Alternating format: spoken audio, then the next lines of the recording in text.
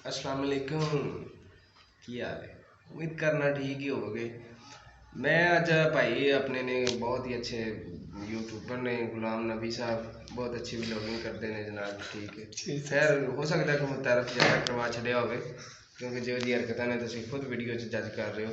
लेकिन ये वे कि जनाब हरी हूँ यूट्यूब जड़ा ना बहुत ही मायूस हो चुके ने, बहुत ही डिफिकल्ट लग रहा है इन्होंने वास्ते ना यूट्यूब का। खैर कुछ गाइडेंस इन्होंने मैं दी है कि इंज नहीं इंज कर लो, ठीक है।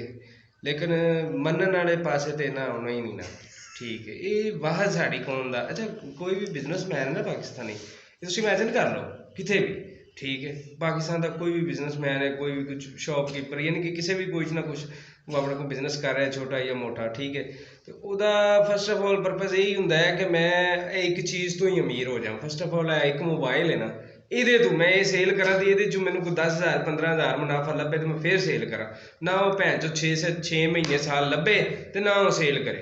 पैसे भी स्टक ही ने ना, पैसे भी स्टक करके बैठा हुए, ठीक है। तो लंबे मुनाफे के 6 साल महीने बाद एक विके तो की विके, 6 साल में ना वो गल उत्थे ही आ जाती है। साड़ी लहजा है, साड़ी पाकिस्तानी कौम की ना बड़ी गंदी आदत है कि आंदे ने भी यार इको ही दफ़ा ही असी जड़ा ना ये तो अमीर हो जाइए, यानी कि चीज़ां महंगियां करके बेचना ना, चीज़ां महंगियां एडी छेती विकन ना, थोड़े पैसे पूरे हो जी इन्वेस्टमेंट की वो भी जाया, ठीक है।